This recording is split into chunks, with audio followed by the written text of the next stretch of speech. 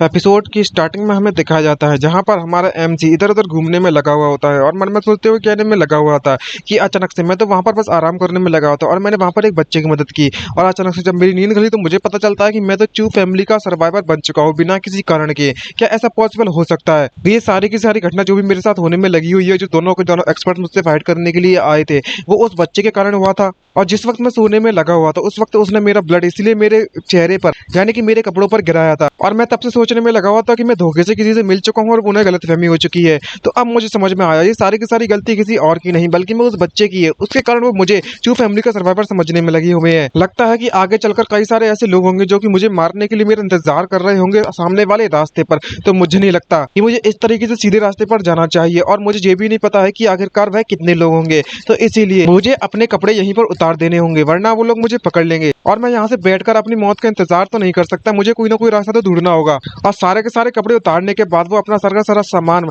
अपने घोड़े से अपने पास रख लेता है और अपनी पर पीठ पर बांधने के बाद कहने लगता है, नदी की तरफ देखते हुए पुल को छोड़कर नदी की तरफ जाता है। उससे क्या लगता है कि मुझे अब इस जगह को इस रिवर को क्रॉस कर ही जाना पड़ेगा और वो उस रिवर में जाकर कूद जाता है डायरेक्टली। और जब हमारा एमसी उस पुल के नीचे से गुजरने में लगा हुआ था तो ऊपर कुछ लोग बातें करते हुए कह रहे होते हैं कि हमारे डेप्यूटी लीडर के अनुसार जो चू फैमिली का सर्वाइवर है वो यहीं से गुजरना चाहिए उस बंदे को। भगवान को पता है, किसे पता कि आखिरकार हम कितनी देर तक हमें उस बंदे का इंतजार करना होगा। हम यहाँ पर काफी समय से इंतजार करने में लगे हुए हैं लेकिन यहाँ से किसी को भी गुजरते हुए नहीं देखा और हमारा एमसी बिना किसी परेशानी की उनकी नजरों से बचते हुए दूसरी तरफ आ जाता है और पीछे मुड़कर देखता है और कहने लगता है कि ये काफी अच्छी बात है कि उन लोगों ने मुझे बिल्कुल भी नहीं पकड़ा है। और ये इतना सोचने में लगा ही हुआ होता है तभी अचानक उसके सामने कोई आता है और उससे कहने लगता है कि तुम्हें वाकई में ऐसा लगता है कि तुम यहाँ से बचकर निकल गए? मैंने तो इस बात की उम्मीद भी नहीं की थी कि तुम चू फैमिली के सर्वाइवर यहाँ पर इतनी आसानी से पहुंच जाओगे और तुम जैसा बंदा भी कोई चू फैमिली में जिंदा होगा। लेकिन जितना मैंने सोचा था वैसा ही निकला, तुम मुझसे काफी ज्यादा कम एक्सपीरियंस्ड हो। ये बात सुनने के बाद हमारा एमसी अपने नाम को क्लियर कराने के लिए उससे कहने लगता है कि सर मेरी बात ध्यान से सुनिए,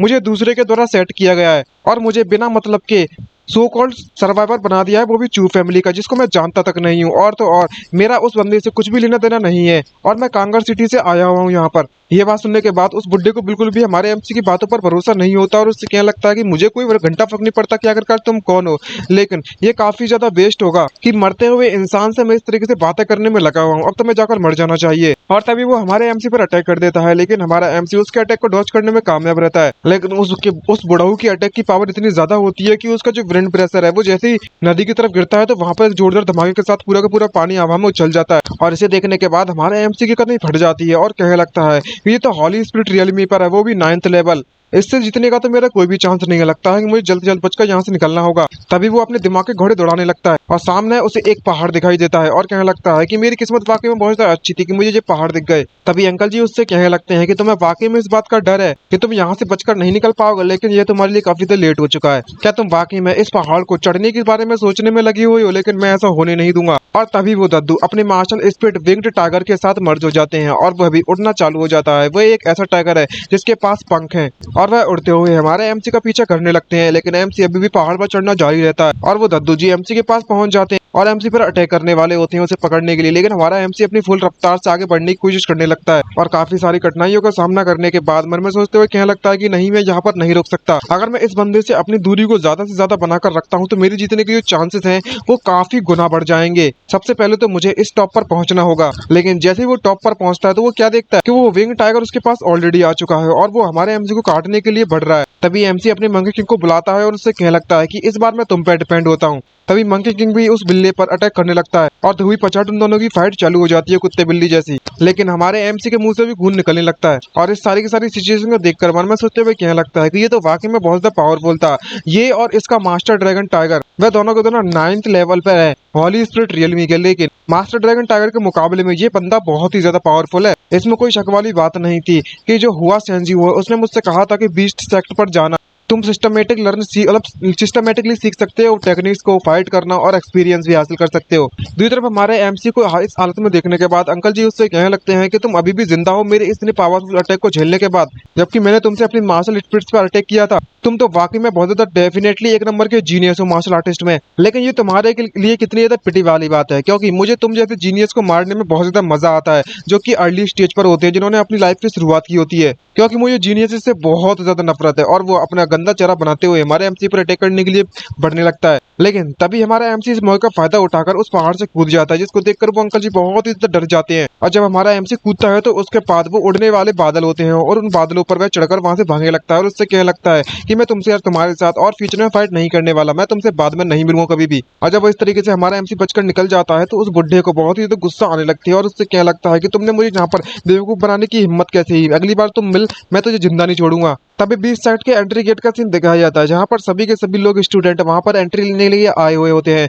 उनमें से एक बंदा कहने लगता है कि तुम मिस्टर बाई हो ना, बाई फैमिली से, मैं लिंगशियो सिटी से हूँ। आई मीन ये बंदा बाई। और मैंने ये भी सुना है कि तुम ऐसे पहले बंदे हो जो कि 9th लेवल पर पहुंचा है मॉडल स्पिरिट रियलमी के, जो कि बाई फैमिली के डिसेंडेंट के लिए बहुत ज्यादा अमेजिंग बात है। दूसरा बंदा कहने लगता है कि मिस्टर जी है, आप तो बहुत ज्यादा तारीफ करने में लगे हुए हो, तुम तो वाकई में मार्शल आर्टिस्ट में एक जीनियस हो हेशियान सिटी से। तभी एक बंदा चिल्लाते हुए उससे कहने लगता है सभी लोगों से कि ऊपर तो देखो कुछ कुछ उड़ता हुआ हमारी तरफ आने में लगा हुआ है। और सभी के सभी लोग शौक के मारे ऊपर देखने लगते हैं और तभी वहां पर उड़ते हुए हमारे एमसी को बादल को दिखाया जाता है, जिसको देखकर सभी के सभी लोग कहने लगते हैं आखिरकार ये किस तरीके का ह्यूज मॉन्स्टर है, इतना बड़ा मॉन्स्टर। और तो और इस मॉन्स्टर के ऊपर ऐसा लग रहा है जैसे कि कोई उड़ने में लगा हुआ बैठ के। और जैसे ही हमारा एमसी इन सभी की बातें सुनता है तो वो नीचे देखने के बाद कहने लगता है कि इस जगह को देखकर लगता है कि यही पे रजिस्ट्रेशन की जगह है जहाँ पर बीस्ट सेक्ट अपने डिसिपल का रजिस्ट्रेशन करवाता है। और वो तुरंत अपने बादलों से नीचे कूद जाता है और जिस जगह पर कूदता है वहां पर एक जोरदार धमाका होता है और धमाकेदार एंट्री के साथ नीचे आ जाता है। लेकिन बाकी के जो लोग होते हैं वो सभी के सभी लोग हमारे एमसी को मारने के लिए, क्योंकि वो मॉन्स्टर समझ रहे हैं ना, तो हमारे एमसी की तरफ बढ़ पड़ते हैं और उससे कहने लगता है कि हम इस मॉन्स्टर को पकड़कर यहीं पर मार देंगे। तभी हमारा एमसी वहां पर खड़ा होता है और उन सभी से बोलने लगता है कि मैं बिल्कुल सही समय पर आया हुआ हूँ, मैं यहाँ पर लेट नहीं हूँ। और जैसे ही सभी लोग देखते हैं कि ये तो बस एक इंसान है, कोई मॉन्स्टर वगैरह नहीं है, तो वह सभी के सभी लोग बहुत ज्यादा निराश हो जाते हैं और वहां से वापस चले जाते हैं और कहने लगता है कि मुझे बिल्कुल भी इंटरेस्ट नहीं है। तभी इतना सोचते सोचते अब पीछे से एक बंदा आता है और हमारे एमसी से कहने लगता है कि सर आप बादलों पर उड़ सकते हो, ये कितनी ज्यादा औसम बात है, क्या यहाँ पर आप 20 सेक्ट में एडमिशन के लिए अप्लाई करने के लिए आए हैं क्या। ये बात सुनने के बाद एमसी उससे कहने लगता है कि तुमने बिल्कुल सही कहा, क्या ये सारे के सारे जितने भी लोग यहाँ पर मौजूद है सभी के सभी लोग 20 सेक्ट के कैंडिडेट्स हैं क्या। लगता है कि इस बार का जो कॉम्पिटिशन है वो इतना ज्यादा फायर्स नहीं है, इतना ज्यादा तगड़ा नहीं है, क्योंकि इनकी पावर लेवल देखकर लगता है कि ये मेरा मुकाबला वैसे भी नहीं कर पाएंगे। ये बात सुनने के बाद बंदा उससे कहने लगता है कि आप जरूरी मुझसे मजाक कर रहे होंगे, यहाँ के जो रूल्स है 20 सेक्ट के, उसके रूल्स के अनुसार सिर्फ और सिर्फ 20 साल के अंडर में जितने भी लोग हैं वो सभी के सभी क्वालिफाइड होते हैं इस एप्लीकेशन को भरने के लिए। लेकिन जो कि ऑलरेडी हॉली स्पिरिट रियलमी पर पहुंच चुके हैं उनके लिए तो बहुत ज्यादा आसान होता है क्रॉस करना, और ये बहुत ही ज्यादा रेयर बात होती है कि इस तरह की कंडीशन को लोग फुलफिल कर पाए। तभी वहां पर एक बंदा आता है उन सभी का टेस्ट लेने के लिए और एक बॉल निकालते हुए उसे कहने लगता है क्या बस इतने ही यहाँ पर एप्लीकेशन है, तो मतलब इतने ही पार्टिसिपेंट आए हैं इस मतलब इस कंपटीशन में। तभी वो बंदा अपने टेस्ट के बारे में बताता है और कहने लगता है कि इस गोल्ड बॉल का जो वजन है वो 500 kg है, तुम्हें बस ज्यादा कुछ नहीं करना, अगर तुम इस बॉल को उठाकर थोड़ा बहुत दिखा देती हो तो तुम्हें कम से कम ऑटो डिसेबल तो बना दिया जाएगा। ये बात सुनने के बाद एमसी को भरोसा नहीं होता और इससे क्या लगता है कि ये बंदा मेरे साथ मजाक करने में लगा हुआ है क्या, ये सिर्फ और सिर्फ 500 kg है, कोई भी 9th लेवल का मॉडल स्पिरिट रियलमी का बंदा इसे उठा सकता है। लेकिन जो बंदा उसे उठाने के बारे में सोचता है उसके तो पसीने छूट जाते हैं। तभी दूसरा वाला साथी हमारे एमसी को समझाता है, उससे कहने लगता है कि जो सिलेक्शन है आउटर डिसिपल के लिए वो इतना ज्यादा इंपॉर्टेंट नहीं होता है, जो रियल टेस्ट है वो इनर डिसिपल के सिलेक्ट करने के लिए होता है। तभी नेक्स्ट बारी आती है चैन फेजियो की, जहां पर वो हमारे एमसी से बात करने में लगा हुआ था। तभी वो जाने लगता है, तभी एमसी से जाते हुए देखता है तो उससे कहने लगता है कि आखिरकार जो सिलेक्शन है इनर डिसिपल के लिए उसके रूल्स क्या है। ये बात सुनने के बाद वो बंदा उससे कहने लगता है कि जरा 1 मिनट रुकिए, इस वक्त मेरी बारी है। और तभी वो बंदा उस बॉल को उठाने के लिए आगे बढ़ पड़ता है और जैसे ही वो उस बॉल को उठाने लगता है तो उसे बहुत ज्यादा कठिनाइयों का सामना करना पड़ता है और उसकी तो भाई साहब हालत पतली हो जाती है उस बॉल को उठाते उठाते। तभी वहां पर वो बंदा सामने वाला जो कि टेस्ट लेने के लिए आया हुआ होता है वो उनसे कहने लगता है कि जो सिलेक्शन है इस साल का वो ऑलरेडी खत्म हो चुका है और जो सिलेक्शन ना 10 साल में एक बार आता है, लेकिन हर बार इस बार के जो पार्टिसिपेंट है वो बहुत ही ज्यादा वीक होते जा रहे हैं समय के साथ साथ। तभी एमसी अपने दोस्त को गाइड करता है और उससे कहने लगता है कि तुम्हें अपने मुंह को बंद करके रखना चाहिए और अपनी क्यू को अपनी डांटेन की तरफ बढ़ाओ और तुम सारी की सारी एक बार क्यू को लीड करना चालू कर दोगे तो डाउनटाउन से तुम उन्हें मर्डिन तक पहुंचाओ और मर्डिन से अपने आर्म्स तक पहुंचाओ। और किसी तरीके से उस बॉल को वह बंदा उठाने में सक्सेस हो जाता है और काफी ज्यादा खुश होने लगता है, लेकिन किसी तरीके से उसका बैलेंस बिगड़ जाता है और उसके हाथों से वह बॉल छूट जाती है और हमारा एमसी एक हाथ से उस बॉल को पकड़ने में कामयाब रहता है। ये देखकर वो बंदा काफी ज्यादा शॉक हो जाता है और जब जो टेस्ट लेने वाला बंदा हमारे एमसी को एक हाथ से बॉल को उठाते हुए देखता है तो वो उसको देखकर काफी ज्यादा इंटरेस्ट हो जाता है और सभी के सामने अनाउंस कर देता है खैर हमारे जो आउटर डिसिपल का जो टेस्ट है वो फाइनली यहाँ पर समाप्त होता है और तुमने इस टेस्ट को पास कर लिया है। और तो आज मैं यहाँ पर इनर डिसिपल के जितने भी रूल्स है ना टेस्ट के लिए वो सबके सब मैं अनाउंस कर देता हूँ। यहाँ पर हर साल ऐसे सिर्फ 10 ही लोग होते हैं जो कि इनर डिसिपल बनने के लायक होते हैं, तो तुम्हें बहुत ज्यादा मेहनत करनी होगी बीस्ट टाइड के दौरान। ये बात सुनने के बाद सभी के सभी लोग काफी ज्यादा घबरा जाते हैं और उससे कहने लगते हैं कि तुम्हारे कहने का मतलब क्या है कि हमें बीस्ट टाइड से फाइट करनी होगी उन विल्ड बीस्ट से, जंगली जानवरों से जो कि बहुत ज्यादा खतरनाक होते हैं, जहाँ पर हर बार इंसानों के और उन बीस्ट के बीच में फाइट होती है विंटर के हर साल, और यहाँ पर तुम हमसे पूछ रहे हो कि हम जाकर वहाँ पर मर जाएं। तभी टेस्ट लेने वाला बंदा उन सभी से कहने लगता है कि हमारे सेक्ट का जो डिफेंस है वो बीस्ट टाइड के लिए बनाया गया है, लेकिन हमारा जो पर्पस है ना प्रोटेक्ट करने के लिए कांगजू का प्रोविंस का, उसे बीस्ट टाइड से, और वह हमारी जिम्मेदारी है। अगर तुम हमारे सेट को ज्वाइन करना चाहते हो तो तुम्हें हमारी बातों को मानना पड़ेगा, और तुम यहाँ पर अगर ज्वाइन नहीं करना चाहते तो तुम जा सकते हो, तुम्हारी मर्जी। ये बात सुनने के बाद एक बंदा तो वहीं पर बैठकर रोने लगता है और उससे कहने लगता है अगर हमने इस टास्क को या फिर इस ट्रेनिंग को एक्सेप्ट कर लिया तो हम वहाँ पर जरूर मारे जाएंगे। आखिरकार तुम्हारे जो डिसिपल्स है तुम उनसे जाकर क्यों नहीं पूछती हो बीस्ट टाइड से निपटने के लिए। ये बात सुनने के बाद वो नर वाला बंदा वहां से जाने लगता है, टेस्ट लेने वाला बंदा, और उनसे कहने लगता है कि तुम सभी को वहां पर बीस्ट टाइड से फाइट करने के लिए भेजा जा रहा है ताकि तुम ट्रेनिंग कर सको, और जल्दी से अपने कपड़े और अपने डिसिपल टैग को उठाओ। जो अपॉइंटमेंट पैलेस है ना जहाँ पर तुम्हें जाना है वो यहाँ से 3000 मीटर दूरी पर है, और तुम इसी वक्त जा सकते हो अगर तुम ज्वाइन नहीं करना चाहते हो तो। और कुछ लोग इस बात से एग्री हो जाते हैं और वो इस साइड को छोड़कर वहां से चले जाते हैं। तभी हमारा एमसी फेजियो से पूछने लगता है कि तुम इसके बारे में क्या सोचते हो। तभी बंदा उससे कहने लगता है फेजियो मैं वाकई में बीस्ट साइड को ज्वाइन करना चाहता हूँ, उसके लिए चाहे मुझे अपनी जिंदगी दांव पर ही क्यों न लगानी पड़े। ये बात सुनकर हमारा एमसी के कंधे पर हाथ रखता है, उससे कहने लगता है कि तुम वाकई में बहुत ज्यादा स्प्रिंग मैन हो, मैं चाहता हूँ कि मैं तुम्हें प्रोटेक्ट करूँ, जब भी तुम खतरे में पड़ोगे बीस्ट साइड पर मैं तुम्हारी सुरक्षा करूंगा। तभी वह सीन दिखाया जाता है पीक डिसिपल टैग का, यहाँ पर वो लोग टैग लेने के लिए आए हैं अपना, और वो लोग उस रूम के पास पहुंच जाते हैं और वो बताने लगता है। और तभी वो फेज हुए अंदर घुसता है और उससे क्या लगता है कि मैं इस साल का न्यू कमर हूँ और मैं टैग लेने के लिए आया हूँ। तभी अंदर से आवाज आती है कि तुम्हें हमें इनिशियल के तौर पर 1000 टेल्स देनी पड़ेगी फी के तौर पर, और तुम्हें तुम्हारा डिसिपल का जो टैग है और तुम्हारा डिसिपल का जो सूट है वो तुम्हें मिल जाएगा। और वो बंदा कह रहा होता है कि ये वाकई में बहुत ज्यादा परेशानी वाली बात होती है, जहाँ पर वो न्यू कमर्स होते हैं ना वो यहाँ के रूल्स के बारे में नहीं जानते। और अगले ही पल दिखाया जाता है कि हमारे एमसी के दोस्त को यानी कि फेजियो को सामने वाले बंदे ने एक किक मारकर उस कमरे से बाहर फेंक दिया होता है, और वो इतनी ज्यादा तेजी से जाने में लगा हुआ होता है कि वो डायरेक्टली हमारे एमसी से जाकर टकरा जाता है, और बाहर से चिल्लाते अंदर से चिल्लाते वो बंदा कहने लगता है कि दूसरे बंदे को भेदो। वही देखने के बाद हमारे एमसी की छटक जाती है और उसे गुस्सा आने लगती है, और वो अंदर बढ़ते हुए कहने लगता है कि इसकी जात का पैदा मारूं, और वो सामने वाला बंदा पैसे मांगे रहा है बार बार। तभी जो फेज हुए वो हमारे एमसी को इतने गुस्से में देखकर उसे रोकता है और उससे कहने लगता है कि वे बंदा ऑलरेडी हॉली स्पीड रियलमी के 3rd लेवल पर पहुंच चुका है। जो आउटर डिसिपल है जो कि 20 सेक्ट के होते हैं वो यूजुअली अनअटेंडेंट होते हैं, तो वह सभी के सभी लोग बहुत ज्यादा बुली करते हैं और वो हम पर बिल्कुल भी ध्यान नहीं देते हैं। तो मुझे लगता है हमें मिलकर उस बंदे को सबक सिखाना चाहिए। तभी वो बंदा बाकी के साथियों से पूछने लगता है कि आखिरकार मेरे साथ कौन यहाँ पर फाइट करने वाला है, हुओजिंग के साथ मिलकर उस बंदे से फाइट करने के लिए कौन कौन हमारा साथ देगा। तभी वे लोग डिस्कस करने लगते हैं और उससे कहने लगते हैं क्या हमें इस बंदे के साथ फाइट करना चाहिए। तभी दूसरा बंदा कहने लगता है खैर इस बारे में भूल जाओ, ये बंदा ऑलरेडी 3rd लेवल पर पहुंच चुका है हॉली स्पीड रियलमी के, और तो ये बेटर रहेगा कि हम थोड़े बहुत पैसे दे दें और हम परेशानी से निकल जाएं। ये बात सुनकर वो बंदा काफी देर निराश हो जाता है फेजी हुए। तभी हमारा एमसी उसके कंधे पर हाथ रखता है और वहां से जाते हुए उससे कहने लगता है कि तुम मेरा यहीं पर इंतजार करो, मैं थोड़ी देर से बाहर आता हूँ। और तभी हमारा एमसी अंदर आने लगता है तो सामने वाला बंदा हमारे एमसी को देखकर कहने लगता है कि मेरा नाम ये रॉन्ग है और मैं चूजन मास्टर हूँ आउटर डिसिपल को सेट करने के लिए। जिससे पहले कि तुम मुझे चैलेंज करो तुम उससे पहले थोड़ा ध्यान से सोच लेना, कम से कम 1000 बार सोच लेना। लेकिन हमारे एमसी के पास बिल्कुल भी सोचने का समय नहीं होता, उसके दिमाग की सटकी हुई होती है और कह रहा होता है कि आता माजी सटक ली और सीधे जाकर उस बंदे पर अटैक कर देता है। लेकिन वो किसी तरीके से वो सामने वाला बंदा उस अटैक को डॉज करने में कामयाब रहता है, लेकिन हमारे एमसी से बचना नामुमकिन है और हमारा एमसी उसकी टांग पकड़कर उल्टा लटकाकर उसे ढड़ाना चालू कर देता है। अगर किसी ने एवेंजर मूवी देखी होगी तो जो हल्क था उसने थॉर को जिस तरीके से धोया, आई मीन लोकी को जिस तरीके से धोया था, उसी तरीके से हमारा एमसी इस बंदे को धोने में लगा हुआ था धम धम करके, और कहने लगता है कि ये कमीना अपने आप को चूजन मास्टर कहने में लगा हुआ था, इसकी ऐसी की तैसी कर दी मैंने। और तभी उसकी कॉलर पकड़कर उसे बाहर लाता है और इससे कहने लगता है कि जो तुम्हारा जो सो कॉल्ड मार्शल आर्टिस्ट है 3rd लेवल का हॉली स्पिरिट का,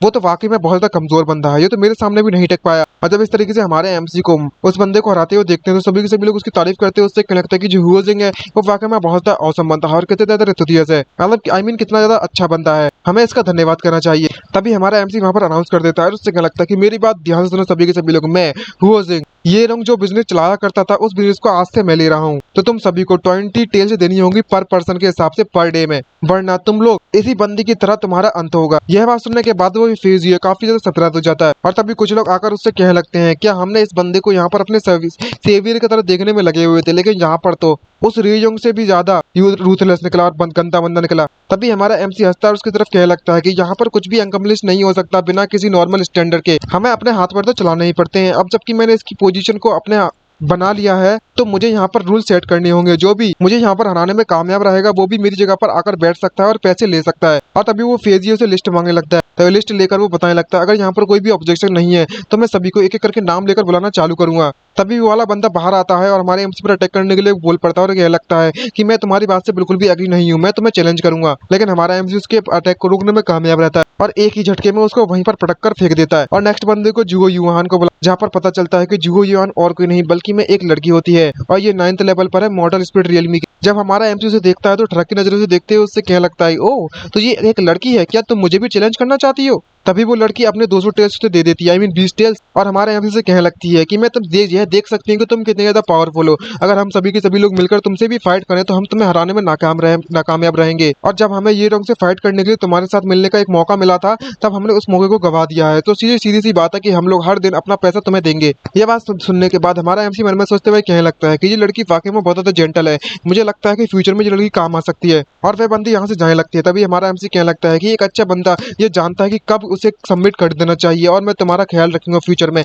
ये देख सुनने के बाद वो उस लड़की का चेहरा टमाटर से लाल पड़ जाता है और वहां से चली जाती है। और तभी हमारा नेक्स्ट बंदे को बुलाता है एमसी, इस चीज का नाम ला चेंगलियांग होता है। और इसी तरीके से समय गुजरता जाता है और हमारे एमसी ने बहुत ज्यादा पैसे जमा कर लिए होते हैं और कह रहा होता है कि पैसे कलेक्ट करना कितने ज्यादा कठिन काम होता है, कितना थकाने वाला काम होता है। तभी वहाँ पर फेजियो आता है और हमारे एमसी से कहने लगता है कि हो जिंग, यहाँ पर इतना भी पैसा था सारा का सारा मैंने इकट्ठा कर लिया है। और एमसी उसको बुलाता है और उससे कहने लगता है कि फेजियो मैं तुम्हारे द्वारा दिए गए पैसों को एक्सेप्ट नहीं करने वाला। और सबसे ज्यादा इंपॉर्टेंट वाली बात यह है, क्या तुम मेरे लिए एक फेवर कर सकते हो कि जियो युआन को तुम यहाँ पर लेकर आ सकते हो? मैं उम्मीद करता हूँ कि तुम दोनों मेरी मदद कर सकते हो फ्यूचर में पैसा कलेक्ट करने के लिए और मैं तुम्हें 1000 टेल्स दूंगा पर डे के हिसाब से। ये बात सुनकर वो बंदा काफी ज्यादा खुश हो जाता है और हमारे एमसी का धन्यवाद करने लगता है। और अगले ही पल दिखाया जाता है कि वे सभी के सभी लोग अपने ड्रेसअप में आ जाते हैं और हमारा एमसी उन सभी का बॉस बन चुका होता है और वह लड़की भी उसके बगल में खड़ी हो जाती है और फेजियन भी उसके बगल में खड़ा हो जाता है। तभी फेजियो को सर्टिफिकेट लाता है और उससे कहने लगता है कि यहाँ पर जितने भी आज के पैसे कलेक्टेड किए गए थे उसके सर्टिफिकेट दे रहा है बॉस, और आपकी कन्वीनियंस के लिए मैंने इनको सिल्वर सर्टिफिकेट्स में बदल दिया है। और हमारा एमसी काफी तो खुश होता है और उससे कहने लगता है, उसकी तारीफ करते हैं कि हुए तुम तो वाकई में बहुत ज्यादा समझदार बंदे हो। तभी वो लड़की हमारे एमसी के इस व्यवहार को देखकर उससे कहने लगती है, क्या इन सर्टिफिकेट के साथ कुछ गड़बड़ है क्या? क्योंकि हमारे एमसी ने उन सर्टिफिकेट्स को उन दोनों को दे दिया होता है। तभी ये बात सुनते हुए एमसी उनको बताने लगता है कि ये सारे के सारे सर्टिफिकेट तुम्हारे हैं, तुम इन शेयर को अपने पास रख सकते हो। ये सुनने के बाद दोनों के दोनों काफी तो खुश हो जाते हैं और वो हमारे एमसी का धन्यवाद कहने लगते हैं। तभी ये रंग वापस से हमारे एमसी को चैलेंज करने के लिए आता है और उससे कहने लगता है कि हो जिंग जल्दी से बाहर निकलो, मैं तुम्हें यहाँ पर चैलेंज करने के लिए आया हुआ हूँ फिर से। और हमारा एमसी और वो तीनों के तीनों उसकी बातों को सुन लेते हैं और वो बंदा हमारे एमसी को डायरेक्टली चैलेंज करते हुए उससे कहने लगता है कि तुमने मुझे सरप्राइज अटैक किया था लास्ट टाइम पर और मैं पूरी तरीके से रिकवर हो चुका हूँ, तो मैं तुम्हें वापस से चैलेंज करने के लिए आया हुआ हूँ। तभी हमारा एमसी इसकी बात सुनते हुए उससे कहने लगता है कि तुम्हें मैंने चैलेंज करने का मौका दिया था लेकिन तुम उस वक्त मुझसे हार चुके थे। अगर तुम मुझे वापस चैलेंज करना चाहते हो तो तुम्हें इसके बदले में पे करना होगा कम से कम 1 लाख सिल्वर टेल्स को। ये सुनकर उस बंदे को गुस्सा आने लगता है और वो अपनी पॉकेट से पैसे निकालकर उससे कहने लगता है कि तुम तो वाकई में बहुत ज्यादा ग्रीडी हो और बहुत ज्यादा लालची हो, तुम डिस्ग्रेजल मैन, क्या तुम्हें पैसा चाहिए? और तभी वो सिल्वर सर्टिफिकेट निकालता है और उस पर अपना थूक लगाकर उसे हमारे एमसी की तरफ थ्रो कर देता है। और थ्रो करने के बाद उससे कहने लगता है कि अगर तुम इस पैसे को लेना चाहते हो तो चलो देखता हूँ कि अगर तुम इन्हें कैसे लेते हो। तभी हमारा एमसी सर्टिफिकेट को पकड़ वो लड़की होती है वो सर्टिफिकेट को पकड़ती है और उसको अपनी दूसरी तरफ करती है और दोबारा से झटका देने के बाद उससे कहने लगती है कि मैं इस सर्टिफिकेट को रखने के लिए तैयार हूँ, लेकिन तुमने जो थूका है ना उसे तुम अपने पास रखो। और किसी बुलेट की तरह वो डायरेक्टली उसी बंदे के चेहरे पर जाकर लग जाता है। इसे देखकर फेजियो काफी तो खुश हो जाता है और उससे क्या लगता है कि तुमने काफी ज्यादा अच्छा काम किया है युहान, मुझे नहीं पता था कि तुम ये सब भी कर सकती हो, तुम तो वाकई में बहुत ज्यादा औसम हो औसम। तभी दूसरा वाला बंदा जो ये रंग होता है वो अपनी मार्शल स्पीड रेड वॉर्म को वापस समन करने लगता है ताकि वो हमारे एमसी से जाकर फाइट कर सके। ये बात सुनने के बाद वो लड़की हमारे फेजियो को बताने लगती है कि जो रेड वॉर्म होता है वो एक स्पेशल तरीके की मार्शल स्पिरिट है, जो हो जाएंगे वो प्रोबेबली इसको हरा नहीं सकता है, हमें उनकी मदद करनी चाहिए जाकर। लेकिन अगले ही पल वो जो सामने देखते हैं वो वाकई में बहुत ज्यादा शॉकिंग न्यूज होती है क्योंकि हमारे एमसी ने उस बंदे के मुंह पर एक जोरदार किक मारी है और उसी किक के साथ वो बंदा वहीं पर बेहोश होकर गिर जाता है। और ये देखने के बाद वे दोनों को दोनों सरप्राइज हो जाते हैं, उन्हें इस बात पर भरोसा नहीं हो रहा होता कि एक किक में वो बंदा हार गया। तभी ये रंग वापस से खड़ा होता है और उससे क्या लगता है कि तुम रेड कहीं के तुमने मुझ पर यहाँ पर चुपके से अटैक किया है जिससे पहले कि मैं अपनी मास्टर स्पीड को एक्टिवेट कर पाऊँ। तभी हमारा एमसी उससे कहने लगता है कि ये तुम्हारे लिए शर्म वाली बात है कि तुम्हारी जो मास्टर स्पीड को कॉल करने की जो रफ्तार है ना वाकई में बहुत ज्यादा स्लो है, यहाँ तक कि मेरी बॉडी का जो मूवमेंट है वो तुमसे ज्यादा फास्ट है। और जैसे ये बंदा ये रंग ये बात सुनता है तो वो एकदम से उसके ख्याल एक दिमाग की बत्ती जलती है और सोचने लगता है कि ये बंदा बिल्कुल सही कहने में लगा हुआ है कि अगर तुम्हारी मार्शल स्पीड को बुलाने की जो स्पीड है अगर वो स्लो होती है किसी की बॉडी की मूवमेंट से, तो यहाँ पर हम दोनों की पावर का जो गैप है वो वाकई में बहुत ज्यादा होगा। इसका मतलब ये हुआ कि ये बंदा 9th लेवल और मॉर्टल स्पीड रिलीव पर नहीं है, जो उससे भी ज्यादा पावरफुल है। और वो तुरंत हमारे एमजी के सामने अपना सर झुका देता है। उससे कहने लगता है कि हुओजिंग, मैं तुमसे माफी मांगता हूँ, मैं गलत था तुम्हारे बारे में। तभी हमारा एमसी फेज यूए को बुलाता है और उससे कहने लगता है कि यहाँ पर कुछ ना कुछ तो अजीब सा आया हुआ है। आखिरकार तुमने ये रॉन्ग की जो मनी थे उसको कलेक्ट क्यों नहीं किया था उससे पहले। तभी फेज यूए से बताने लगता है कि ये रॉन्ग न्यू डिसिपल नहीं है, और अगर हम लोग इससे जाकर पैसे कलेक्ट करते हैं और बाकी के जो सीनियर्स है उससे कलेक्ट नहीं करते हैं, तो मुझे इस बात का डर है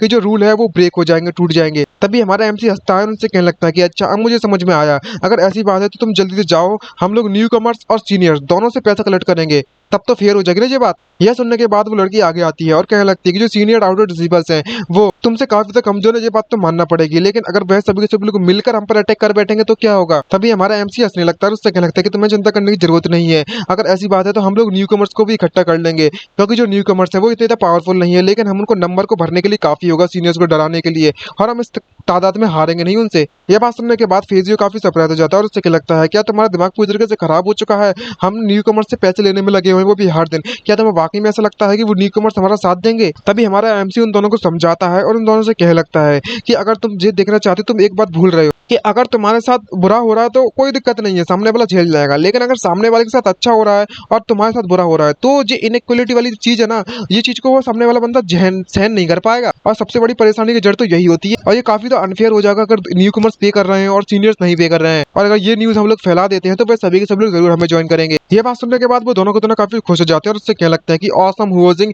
हम लोग अभी जाते हैं और सभी लोगों को बता देते हैं। तभी हमारा एमसी बैठकर कुछ सोचने में लगा हुआ होता है और कह रहा होता है कि मैंने यहाँ पर काफी ज्यादा एंजॉय किया और काफी ज्यादा पैसा भी इकट्ठा कर लिया है जो 20 सेक्ट है आज से। अब कल्टीवेशन का मैटर जो बचा हुआ है, मैंने काफी समय से जो स्प्लिट बीस्ट पिल्स है वो नहीं बनाई है उन रेसिपी के अनुसार जो पिल मुझे दी गई थी उस रैबिट के द्वारा, तो क्यों ना मैं इस मौके का फायदा उठाऊं और रिफाइन करने की कोशिश करूं। लेकिन तभी वो देखता है तो इसकी पिल वहां से गायब हो जाती है। ये देखकर हमारे एमसी को गुस्सा आ जाती है और चिल्लाते हुए क्या लगता है कि आखिरकार किसकी इतनी हिम्मत हो गई है कि उसने मेरी पिल्स को यहाँ पर चुराने की कोशिश की है, मैं उसे बंदे को अच्छा सबक सिखाऊंगा। और तभी नाइट का सीन दिखाया जाता है जो हमारा यहाँ पर हमारा एमसी मेडिटेशन करने में लगा हुआ है और अपने सामने प्लेट रख देता है उस पिल्स की, और मन में सोचते हुए कहने लगता है कि मैं आज उस चोर को पकड़ के रहूंगा ही रहूंगा, चाहे मुझे पूरी रात ही क्यों ना जगना पड़े। तभी अचानक से वहां पर मूवमेंट होने लगती है और हमारा एमसी उस चोर को पकड़ने के लिए अपने हाथ को उन पिल्स की तरफ बढ़ाने लगता है और कहने लगता है कि तुम मुझसे बचकर नहीं जा सकते हो। और जैसे ही वो उसे हटाकर देखता है तो पता चलता है कि यहाँ पर जो इसकी ओरिजिनल स्पिरिट थी ना चाइल्ड ली की, वो वहां पर उन पिल्स को खाने में लगी हुई होती है। इसको देखकर वो काफी ज्यादा शॉक हो जाता है और शॉक के साथ साथ काफी ज्यादा सरप्राइज हो जाता है, और तभी वो स्पिरिट जाकर सीधे उसकी बॉडी में वापस से घुस जाती है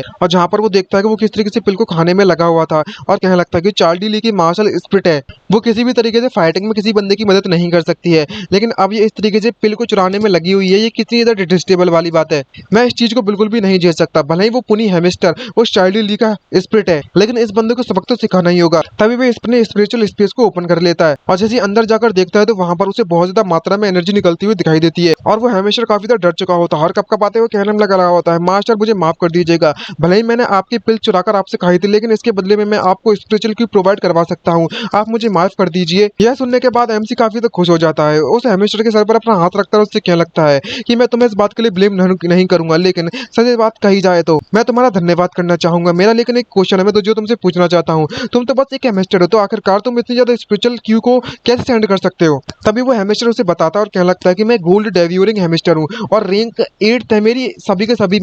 स्पेशल मार्शल स्पिरिट्स के बीच में। ऑफ कोर्स मैं ऐसा कर सकता हूँ, ये सीधी सी बात है ना। ये बात सुनने के बाद हमारा एमसी काफी खुश होती है, उसे गले लगाते उससे कहने लगता है कि तुम तो वाकई में स्पेशल क्यू के लिविंग टैंक हो, जिंदा टैंक, मैं तो वाकई में बहुत ज्यादा पैसा बनाने वाला हूँ। और तभी वो हेमिस्टर को काफी ज्यादा पिल्स देती है, उससे कहने लगता है कि अब से तुम्हें बिल्कुल भी चिंता करने की जरूरत नहीं है, तुम जितना चाहो बिना उतना ज्यादा पिल खा सकते हो बिना किसी पकड़े हुए के डर से, और मैं तुम्हारे लिए काफी ज्यादा मटेरियल्स खरीद लूंगा, तुम्हारे लिए काफी होगी इतने ज्यादा। ये बात सुनने के बाद हेमिस्टर उससे कहने लगता है कि अगर मैंने ऐसा किया तो तुम जल्दी गरीब हो जाओगे और तुम्हारे पास कुछ भी नहीं बचेगा, तो मुझे इस बात का डर है। ये बात सुनने के बाद एमसी उससे कहने लगता है कि जो 20 टायर है वो जल्दी आने वाली है और मैं वहां पर बहुत ज्यादा पैसा बनाने वाला हूँ, तभी वहाँ के उसके चमचे हमारे एमसी को उसके दरवाजे के पास पहुंचे और उसे दरवाजा खटखटाते हैं और उससे क्या लगते हैं कि कोई मैटर यहाँ पर आ चुका है, आपको उठना होगा। तभी एमसी अपनी आधी नींद के साथ उठकर आता है और उससे क्या लगता है कि आखिरकार क्या परेशानी हो गई है, क्या उन लोगों ने पैसे देने से मना कर दिया है। तभी फेजियो से बताने लगता है कि हमें अभी अभी एक लेटर मिला है एग्जामिनर से और मुझे लगता है कि यहाँ पर जो बीस्ट टाइड है वो जल्दी स्टार्ट होने वाली है। ये सुनने के बाद एमसी काफी सरप्राइज होती है, उससे क्या लगता है कि जो बीस्ट सेक्ट है वो सारा का सारे मैटर को हम पर छोड़ने में लगा हुआ है। इन्होंने तो यहाँ तक कि सभी के सभी लोगों को कलेक्ट भी नहीं किया है और अनाउंस भी नहीं किया है, इससे ज्यादा इंपॉर्टेंट मैटर को इन लोगों ने बस एक लेटर भेज दिया है हर एक पर्सन को और उन्होंने अपना काम समाप्त कर दिया, बस इतना ही। तभी वो फेजियो से बताने लगता है कि हर किसी के पास लेटर नहीं है, बल्कि मुझे लेटर सिर्फ तुम्हारे लिए आया हुआ है। इसमें लिखा हुआ होता है कि हुओ जिंग को हमारे द्वारा लीडर बना दिया जाता है आउटर डिसिपल्स का और तुम जाकर उन सभी को लीड करोगे और बीस्ट साइड से फाइट करोगे। तभी हमारा एमसी काफी खुश होते हुए क्या लगता है कि अब मुझे समझ में आ गया है, इस बात में सेंस तो बनता है, मैं काफी ज्यादा फेमस हो चुका हूँ आउटर डिसिपल के बीच में रिसेंटली, जितना ज्यादा तुम्हें फेमस हो गए उतना ज्यादा तुम्हारे पास रिस्पॉन्सिबिलिटी होंगी। और तभी हमारा एमसी बाहर जाते हुए कहने लगता है कि फेज वे तुम सभी के सभी आउटर डिसिपल से एक जगह पर इकट्ठा कर लो, मैं यहाँ पर अपने प्लान के बारे में अनाउंस करना चाहता हूँ। और तभी वहां पर हमारा एमसी अनाउंस करने के लिए सभी के सामने आ जाता है और उससे क्या लगता है कि सेक्ट वालों ने हमें ऑर्डर दिया है कि हमें जल्द से जल्द आधा महीने के अंदर अंदर बिल्डरनेस में जाना होगा और वहां पर फेयरली सफिशिएंट टाइम के अंदर अंदर पहुंचना होगा। और मैं चाहता हूं कि इतने समय के दौरान में हम बीच बीच में जितने भी बाकी के जो सेक्ट के मेंबर्स हैं अलग अलग सेट के, उन सभी के मेंबर्स को कलेक्ट करना है और उन सभी को बीच साइड से फाइट करने के लिए लेकर जाना है। ये बात सुनने के बाद बाकी के लोग आपस में गुस्साते हुए कह रहे होते हैं कि बाकी के जितने भी सेक्ट्स हैं वो सभी के सभी लोग बीच के साथ इंडिपेंडेंटली फाइट करेंगे, तो आखिरकार वो हमारे साथ क्यों जाने लगेंगे। और भले ही के सभी लोग वहां पर ज्वाइन करने के लिए एग्री हो जाते हैं, लेकिन इनको ज्वाइन कराने में हमें काफी ज्यादा समय लगने वाला है कि ये डिसाइड करने में कि आखिरकार उन सभी को कमांड कौन करेगा। तभी हमारा एमसी आगे आता है और उससे क्या लगता है कि मैं सभी के सभी आउटर डिसिपल्स का लीडर हूँ, ये मैंने डिसाइड कर लिया है और मैं बताऊंगा कि तुम्हें क्या करना है। और तभी अपना मुक्का दिखाते हुए कहने लगता है कि तुम मेरे डिसीजन पर क्वेश्चन कर सकते हो, लेकिन मेरे द्वारा इंस्ट्रक्शन दिए गए उनको कंप्लीट नहीं करोगे तो तुम्हें इस बात का ख्याल रखना कि मैं तुम्हारे पिछवाड़े पर इतनी लाते मारूंगा कि कभी भूल नहीं पाओगे। और सभी लोग ये बात देखकर बहुत ज्यादा सुन्न पड़ जाते हैं, डर जाते हैं। और वहीं पर हमारा एमसी अनाउंस करने लगता है कि अब यहाँ पर कोई भी कोशिश नहीं है, अच्छी बात है, हम लोग अपने सफर की तरफ कल से आगे बढ़ेंगे और तुम लोग अदर साइड को विजिट करने के लिए तुम मेरे साथ चलोगे और उसके बाद हम सभी लोग कलेक्ट करने के बाद एक साथ विल्डरनेस के साथ चलेंगे। तभी पहली बार हमारा एमसी जाता है डिवाइन फिस्ट सेक्टर पर और अपनी पूरी की पूरी आर्मी लेकर पहुंच जाता है वहां पर। तभी फेजियो से पूछने लगता है कि हो जिंग, क्या तुम इस बात को लेकर श्योर हो कि हम इस तरीके से उन्हें विजिट करने के लिए आए हैं। इसको देखकर तो ऐसा लगता है जैसे कि हम लोग उन पर अटैक करने के लिए अपनी फोर्स लेकर आए हैं। तभी एमसी से बताने लगता है कि मैं तुमसे ये बात कहना चाहता हूँ कि अगर तुम सबको इकट्ठा करना चाहते हो तो तुम्हें अपनी पावर शुरू से दिखानी पड़ेगी। अगर तुम अपने आप को कमजोर दिखाओगे तो वो सभी से हमारी बात नहीं सुनेंगे। भले ही हम यहाँ पर उन पर हमला करने के लिए नहीं आए हैं, लेकिन हमें अपनी पावर तो दिखानी पड़ेगी उनको।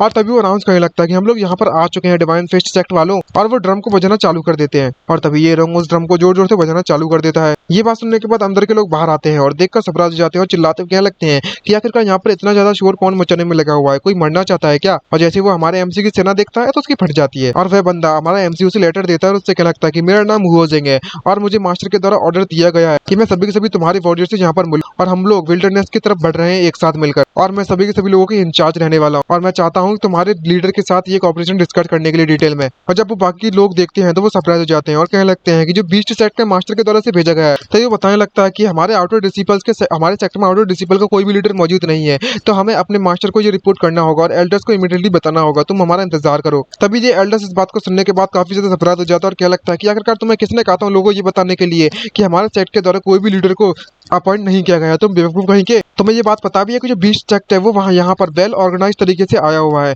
जहाँ पर हमारे सेक्ट में यहाँ तक कि कोई इंचार्ज भी नहीं है। आखिरकार हम किस तरीके से उनसे फाइट करेंगे लीडरशिप के लिए इस ऑपरेशन में। ये बात सुनने के बाद वो बंदा उसे बताने लगता है एल्डर से कि तुमने ही तो कहा था, लेकिन आपने सच में किसी भी लीडर को अपॉइंट नहीं किया है, ये बात तो सच है। ये बात सुनने के बाद उस एल्डर को गुस्सा आ जाती है और वो उस डिसिपल के सर पर हाथ रखते हुए उससे क्या लगता है, क्या तुम्हें वाकई में ऐसा लगता है कि बीस्ट सेक्ट के द्वारा उस लीडर को सिलेक्ट किया गया था। और वो बंदा पूरी तरीके से कंफ्यूज हो जाता है और पूछने लगता है कि तुम्हारे कहने का मतलब क्या है। तभी वो बंदा बताने लगता है, वो एल्डर बताने लगता है कि ये जो लेटर है वो उस बच्चे के द्वारा नकली बनाया गया है, उस बंदे का नाम हुओ जिंग है जो कि बहुत ज्यादा बोल्ड और कैपेबल बंदा है। ये बात सुनने के बाद उस प्रिंसिपल को गुस्सा आ जाती है और वो कहने लगता है कि इसकी हिम्मत कैसे हुई मुझे झूठ बोलने की, मैं अभी उस बंदे को पीटने के लिए जा रहा हूँ। तभी उसका एल्डर उसे रोकता है, उससे क्या लगता है कि खैर इस मैटर को जाने दो, ये काफी ज्यादा लेट हो चुका है अब उसे एक्सपोज करने के लिए। फिर आप लोग हमें हमारे बारे में ये सोचोगे कि हम लोग यहाँ पर बहुत ज्यादा बुरे बनना है। अब जबकि मैटर यहाँ तक पहुंच चुका है तो मैं हुओ जिंग के साथ जाना चाहिए, मे भी शायद तुम्हें उस बंदे से कुछ सीखने के लिए मिल जाए फ्यूचर में। और तभी वो लोग सभी सब लोग बाहर आ जाते हैं और उनकी सेना भी हमारे एमसी के साथ मिलना चालू हो जाती है। तभी हमारा एमसी उन सभी का धन्यवाद देता है और उससे कहने लगता है कि हम आप सभी का स्वागत करते हैं,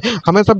ज्वाइन करने के लिए आपका बहुत बहुत शुक्रिया। अब हम सभी के सभी लोग स्ट्रीम साइट के साथ बढ़ने वाले लाइट स्ट्रीम साइट की तरफ। तभी उनमें से एक डिसिबल बोल पड़ता है कि तुम्हारे लिए बेटर रहेगा कि तुम तैयार हो जाओ, क्योंकि जो लाइव स्ट्रीम सेक्ट है वो इतना ज्यादा आसान नहीं है हमारी तरह इतनी ज्यादा मनाकर उन्हें ले जाने के लिए। और जैसे ही वह लाइव स्ट्रीम सेक्ट तरफ पहुंच जाते हैं तभी हमारा एमसी उन्हें इंट्रोड्यूस कराता है कि मैं बी सेक्ट से आया हुआ हूँ और मैं यहाँ पर आपके वॉरियर से मिलना चाहता हूँ जो कि विल्डरनेस पर जाना चाहते हैं मेरे साथ। और अगले ही पल वो सभी लोग हमारे एमसी से फाइट करने के लिए तैयार हो जाते हैं और हमारा एमसी भी उनसे फाइट करने के लिए तैयार हो जाता है। और उससे क्या लगता है कि तुम तीनों की तीनों मुझसे फाइट करने के लिए एक साथ आ सकते हो और मैं यहाँ से हिलने की भी बारे में नहीं सोचूंगा। ये बात सुनने के बाद उनको काफी ज्यादा घमंड आ जाता है और कहने लगता है कि तुम वाकई में कॉन्फिडेंट दिखने में लगी हुई हो, चलो देखते हैं कि आखिरकार तुम क्या ही कर पाओगे। और वह तीनों के तीनों अपनी मार्शल स्पीड को एक्टिवेट करने वाले होते हैं, लेकिन तभी हमारा एमसी उन तीनों के चेहरे पर एक जोरदार थप्पड़ मार देता है जिससे कि वो शॉक हो जाते हैं और कहने लगता है कि अभी भी यहाँ पर क्या हुआ। और जब ये रॉन्ग इसको देखता है तो उसे अपने उस पल की याद आती है जिस तरीके से एमसी ने उस बंदे को हराया था और कहने लगता है कि यही चीज तो बिल्कुल मेरे साथ हुई थी, जिससे पहले कि तुम अपनी मार्शल स्पीड को समन करो उससे पहले कि वो बंदा तुम्हें पीट देगा। हुओजिन वाकई में शॉकिंगली पावरफुल है और वह सभी के सभी हमारे एमजी को फॉलो करने के लिए मान जाते हैं और उससे क्या लगता है कि तुम वाकई में पावरफुल हो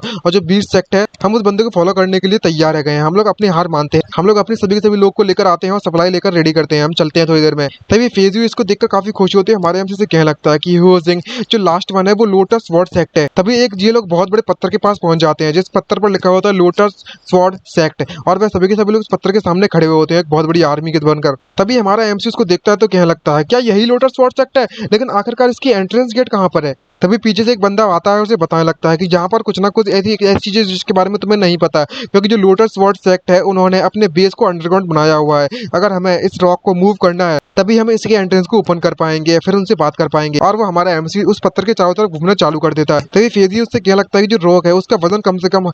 10,000 टन से ज्यादा होगा, इसे इम्पॉसिबल है इसे मूव करना। तभी एमसी उससे क्या लगता है कि तुम ये काम मुझ पर छोड़ सकते हो। और तभी यहाँ पर वो अपने अर्थ वाली नॉलेज को बताता है, उससे क्या लगता है कि तुम मुझे बस एक लंबा सा पाइप दे दो और एक नीचे रखने के लिए कुछ चीज दे दो, अब मैं पूरे के पूरे वर्ल्ड को हिलाकर रख दूंगा इस चीज का इस्तेमाल करने के बाद। पत्थर की तो छोड़ो ही बात है, वो इस ट्रिक का इस्तेमाल करने के बाद एक पेड़ तोड़कर लेकर आता है और देख देख कर सभी लोग कह रहे होते हैं कि जी हुओजिन है, आखिरकार ये क्या करने की सोच रहा है। उनसे पूछने लगता है क्या तुम हमारी मदद चाहोगे, लेकिन हमारा एमसी मना कर देता है। उससे क्या लगता है कि ये काम मैं अकेले कर सकता हूँ। उस पेड़ को उस पत्थर के नीचे छुपाकर उस पत्थर के ऊपर चढ़ जाता है और तुरंत उस पत्थर के ऊपर से जंप कर देता है, जिसको देखकर बाकी के जो रिसिपल्स होते हैं वो शॉक हो जाते हैं और उससे कहने लगते हैं इसकी स्ट्रेंथ देखकर तो ऐसा लगता है जैसे कि ये किसी गॉड की स्ट्रेंथ है, मुझे इस बात पर भरोसा नहीं होता कि ये कोई इल्यूजन नहीं है। और वो पत्थर अपनी जगह से हिल जाता है। तभी हमारा एमसी जोर से चिल्लाता है और कहने लगता है कि मेरा नाम हुओजिन है और मैं बीस्ट सेक्ट से आया हुआ हूँ, मुझे ऑर्डर दिया गया है एंटी बीस्ट आर्मी को लीड करने के लिए, तो मैं चाहता हूँ कि आप अपनी सप्लाईज और लोगों के साथ ज्वाइन कर लें हमें। तभी उस गड्ढे में से बहुत ज्यादा ब्यूटीफुल लड़कियां बाहर निकलने लगती हैं एक एक कर और वहां पर कई सारी लाइन लग जाती है ब्यूटीफुल लड़कियों की। इस तरीके की सिचुएशन देखने के बाद हमारा एमसी शॉक होते हैं, उससे क्या लगता है कि हॉली शिट,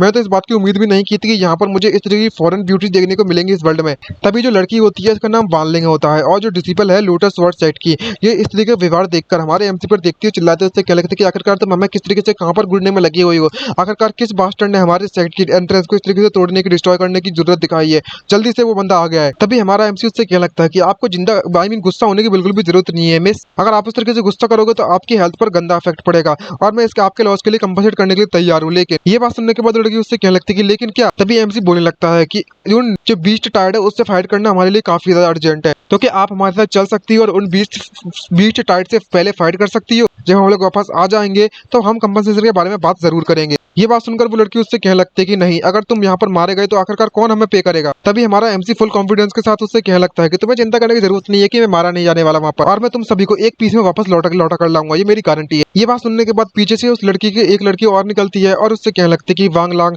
मुझे लगता है कि ये बंदा काफी ज्यादा सिंसियर है, हमें इस बंदे पर थोड़ा बहुत भरोसा करना चाहिए। तभी वांग वांग इस बंदे की बात सुनती है तो वो उससे कहने लगती है कि मुझे तुम्हारी जजमेंट पर पूरा भरोसा है, तुम यहीं पर रुको, मैं अभी अपनी सारी की सारी सप्लाई लेकर आती हूँ। और तभी हमारे एमसी की नजर जैसे इस लड़की पर जाती है तो उससे कहने लगती है कि ये लड़की कितनी ज्यादा ब्यूटीफुल है, ये बिल्कुल मेरी टाइप की है, इसे तो मैं पटाना चाहूंगा। और इससे मुझे लगता है कि हे मिस, आखिरकार आपका नाम क्या है, मैं प्लीज जान सकता हूँ आपका नाम। तभी वो लड़की अपना नाम बताती है और इससे कहने लगती है कि मेरा नाम चैन जियानकुई है। तभी एमसी अपनी डेंगे हाँकते हुए उससे कहने लगता है कि इसका मतलब ये हुआ स्वॉर्ड एंड ऑटमन, क्या मैंने सही कहा ना, अच्छा ने मैं, मेरा नाम हुओजिन है जिसका मतलब स्टार्स है। इस तरीके से जब वो बातें सुन रही होती है तो हंसना वो चालू कर देती है उसके मजाक पर। और जब वान वान वापस से आती है तो वो इस तरीके से इसको हंसते हुए देखती है तो वो कहने लगती है जियान क्यू, तुम इस बंदी से जितना दूर रहो उतना ही ज्यादा तुम्हारे लिए बेटर रहेगा। और देखकर वो जियान क्यू काफी डर जाती है, सफरात हो जाती है, क्योंकि वो लड़की हमारे एमसी से उस बंदे को दूर रहने के लिए कह रही होती है और वो फाइनली आकर मान जाती है वांगलंग की बात को। और इसी तरीके से हमारे एमसी की सेना वहां पर निकल पड़ती है अपने मिशन को कंप्लीट करने के लिए। लेकिन जब हमारा एमसी पीछे मुड़कर देखता है और वो जियान क्यू से बात करने के बारे में कुछ मतलब मौका ढूंढ रहा होता है तो वो मन में सोचता है, कहने लगता है कि जो वान लिंग है वो वाकई में बहुत ज्यादा स्ट्रिक्ट है। मैं यहाँ पर जियान को इसे बात करने का एक एक मौका ढूंढ रहा हूँ, वो मौका भी नहीं दे रही है ये। खुद तो सिंगल मरेगी मरेगी, मेरे को भी सिंगल मरवाएगी ये बॉडी, ऐसा कहना चाहता है हमारा एमसी। तभी वो लोग हमारे एक उस जगह पर पहुंच जाते हैं जहां पर वह लोग उस बीस्ट टाई से निपटने वाले हैं। और उस जगह को देखने के बाद हमारा एमसी काफी देर शौक से भर जाता है और उससे क्या लगता है कि तुम मेरे साथ मजाक करने में लगी हुई हो क्या? तुम इस बात को लेकर श्योर हो कि ये जो वॉल है वो हमारे डिफेंस के लिए इतनी तरह इस्तेमाल करने वाले हैं इसका? ये बात सुनकर बाकी के लोग कह रहे होते हैं कि आखिरकार हम किस तरीके से बीच से बचने वाले हैं, लगता है कि हम यहाँ पर पक्का मारे जाएंगे। तभी सामने से कुछ बंदों को आते हुए दिखाया जाता है। फेजियो से बताने लगता है कि ह्यूजिंग जरा वो देखो, ये बंदा कोई और नहीं बल्कि मिलियोजे है जो कि प्रोविंशियल गवर्नर का सेक्रेटरी है। तभी बंदा आकर हमारे एमसी से कहने लगता है कि तुम इस आर्मी के जरूरी लीडर होगे, मैं यहाँ पर काफी समय से तुम्हारा इंतजार करने में लगा हुआ था, हम तुम पर उम्मीद करते हैं कि तुम यहाँ पर हमें बचाने में कामयाब रहोगे। तभी हमारे एमसी से कहने लगता है कि तुम मुझे फ्लैटर कर रहे हो लॉर्ड लू, आप मुझे ह्यूजिंग कहकर बुला सकते हो। ये बात सुनकर सभी लोग कहने लगते हैं कि ये बंदा कितना ज्यादा डिप्लोमेटिक है। तभी हमारे एमसी मन में सोचते हुए कहने लगता है कि ये बंदा जानता है कि हम लोग यहाँ पर मरने के लिए आए हुए हैं, इसलिए वो इतना ज्यादा पोलाइट हो रहा है हमारे खिलाफ। तभी वो बंदा एक टेंट में हमारे एमसी को बुलाने लगता है और उससे कहने लगता है कि मैंने तुम्हारे लिए कुछ टेंट का और वाइन का तैयारियां कर रखी हुई है, मैं उम्मीद करता हूँ कि तुम्हें वो चीज पसंद आएंगी। तभी हमारा एमसी कहने लगता है कि हमारे जो मैन है वो वाकई में इस वक्त लो मॉडल के कारण बहुत ज्यादा चिंतित है, अगर मैं यहाँ पर इस तरह की ड्रिंक करने के लिए जाता हूँ आपके साथ टेंट में तो सिचुएशन और ज्यादा खराब हो जाएगी, तो इसलिए मैं आपको मना करना चाहूंगा। और हम लोग यहाँ पर बीच से फाइट करने के लिए आए हुए हैं, तो मुझे सबसे पहले तो आसपास का इलाका है उसे चेक करना होगा। तभी फेज हुए उसके पास आते उससे क्या लगता है कि तुमने बिल्कुल सही कहा लॉर्ड लियो, मैंने सुना है कि जो बीस्ट है वो काफी तक खतरनाक है, तो आखिरकार तुमने इस दीवार को, इस वॉल को प्रॉपर्ली मेंटेन क्यों नहीं किया है? तभी बताने लगता है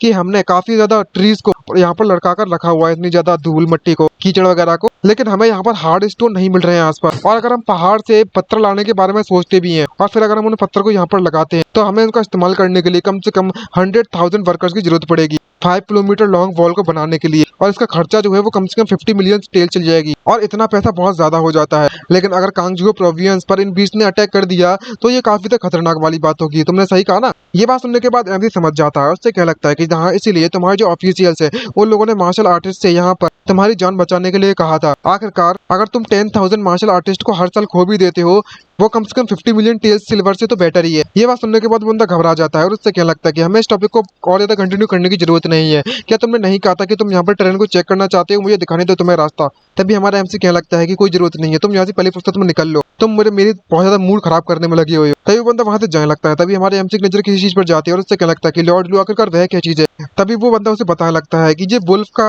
पॉटी है, मतलब वेस्ट मटेरियल, और ये हर जगह पर पाया जाएगा। यहाँ पर जो फायर ट्रीज है, फायर फिटरीज, वो भी यहाँ पर पड़े चलेंगे, उन्हीं के पास ये लोग वहाँ पर पॉटी वॉटी करते हैं। और ये इतनी ज्यादा स्पेशल नहीं है, जब भी ये बहुत ज्यादा मतलब धूप वाला समय आता है तो जो पूरे के पूरे यहाँ पर बारिश वगैरह हो जाती है तो जो वुल्फ की जो मड होता है ना, गंदगी होती है, वो काफी अजीब तरीके से स्मेल करती है। तभी हमारा एमसी ये बात सुनने के बाद उससे कहने लगता है कि फायर फिट ट्रीज ये एक इनफ्लेमेबल ट्रीज हैं जिन्हें रिकॉर्ड किया गया है कांगजुओ प्रोविंस में। ये बात सुनने के बाद बंदा उसे बताने लगता है कि तुमने बिल्कुल सही कहा है, हमारे पास ज्यादा रिसोर्सेज मौजूद नहीं है, लेकिन ये जो दो चीजें हमारे पास बहुत ज्यादा मौजूद है। ये बात सुनने के बाद हमारा एमसी एक्साइटमेंट से भर जाता है और अपने घोड़े से उतरकर कहने लगता है कि ये तो काफी ज्यादा ग्रेट बात है लॉर्ड लू, ये हमारी काफी ज्यादा मदद करने वाला है। और फिर जी कुछ भी समझ नहीं आ रहा होता कि आखिरकार हमारा एमसी करना क्या चाहता है। और तभी हमारा एमसी उस मड को चेक करने लगता है, उस ट्री को चेक करने लगता है और उससे कहने लगता है जैसा कि मैंने उम्मीद किया था, ये डंक मड किसी वुल्फ की है, बट इसमें लाइम भी मिला हुआ है। और तभी वो उस पर पानी गिराने लगता है और देखता है कि ये रिएक्ट करता है या नहीं करता। पानी गिराता है तो वहाँ पर बहुत ज्यादा बदबू आने लगती है पानी गिराने के बाद उसके ऊपर, और कोई भी उस स्मेल को सहन नहीं कर पा रहा होता। तभी बंदा कहने लगता है कि मिस्टर वो,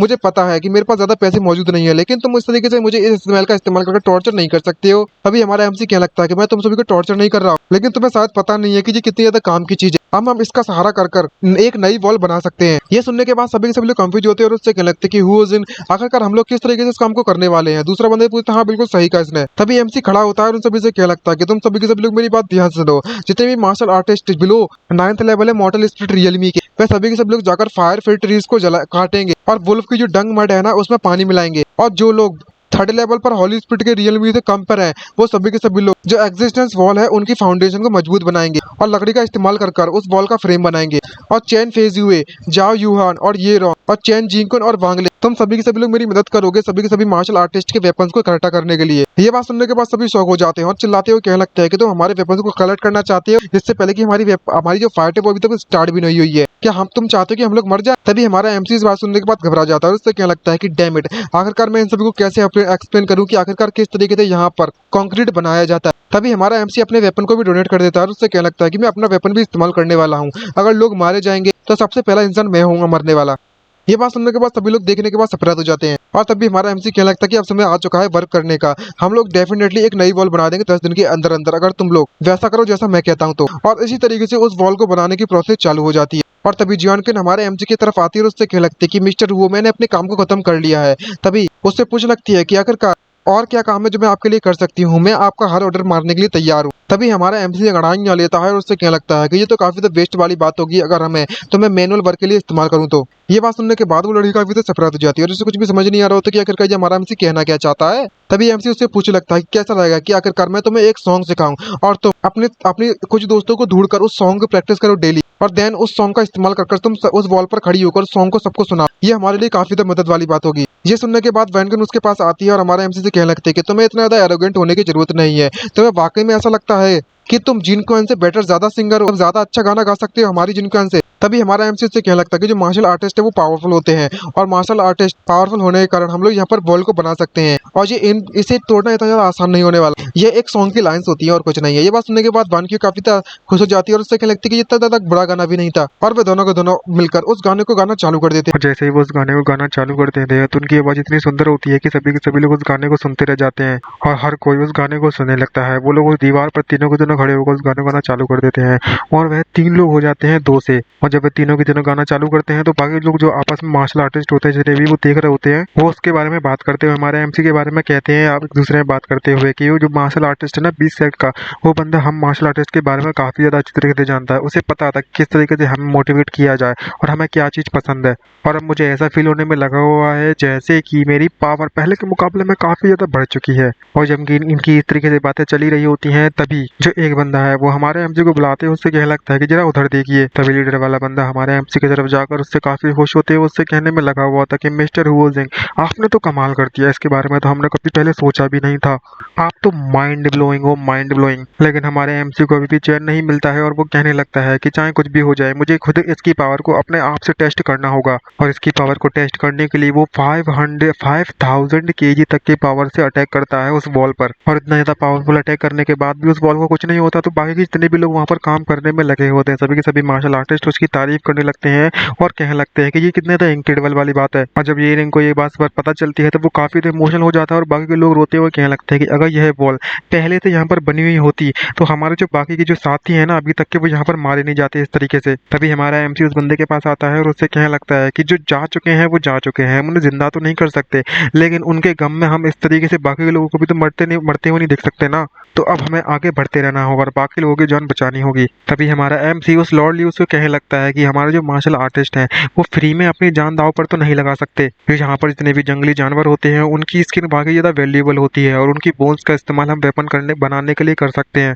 तो मुझे लगता है कि मुझे यहाँ पर सभी के सभी लोगों के लिए रिवॉर्ड सिस्टम बना देना चाहिए, और जो भी हर एक बीस्ट को मारेगा उसे 5 सिल्वर टेल्स या फिर गोल्ड की टेल्स मिलेंगी 50। ये बात सुनकर जो ये रिन होता है वो काफी एक्साइटमेंट से भर जाता है और उससे कहने लगता है कि ये तो काफी ज्यादा अच्छी बात है, इससे हम पैसे भी कमा सकते हैं। ये बात सुनने के बाद वो बंदा उससे कहने लगता है कि मुझे पता है कि ये बीस्ट काफी ज्यादा इंपॉर्टेंट होते हैं, लेकिन इन्हें के बदले में पैसे कौन देने वाला है, हमारी जो प्रोविंशियल गवर्नमेंट है उनके पास इतने पैसे मौजूद नहीं है। ये बात सुनने के बाद ये इनको गुस्सा आ जाता है और वो कहने लगता है कि आखिरकार तुम्हारे ये सब कहने का मतलब क्या है। तभी हमारा एमसी से रोकता है और उससे कहने लगता है कि तुम्हें इस तरीके से इस एटमॉस्फेयर को टेंस नहीं करना चाहिए, आखिरकार हम दोनों एक ही पार्टी में जो हैं। और तभी वो अपनी जेब से एक पर्चा निकालकर उसे दिखाता है और उससे कहने लगता है कि तुम इसे देखो, और कहने लगता है कि मैंने ऑलरेडी कई सारे मास्टर से ये बात करके रखी हुई है कि वो किस तरीके से इनकी स्किन को खरीदने वाले हैं। ये बात सुनने के बाद मिस्टर लू काफी एक्साइटमेंट से भर जाते हैं और इमोशनल होते हैं, उससे कहने लगते हैं कि तुम तो हमारे लाइफ सेवियर हो। तो यहाँ पर एक बंदा आता है और हमारे एमसी को बताने लगता है कि कुछ लोगों ने हमारी बात ना मानते हुए विल्डरनेस में जाकर जंगली जानवरों को हंट करना चालू कर दिया है। ये सुनने के बाद मिस्टर लू को गुस्सा आ जाती है और वो गुस्सा कहते हैं उससे कहने लगते हैं कि आखिरकार उनकी हिम्मत कैसे हुई ऐसा करने की, बिना परमिशन के वहां पर जाने की।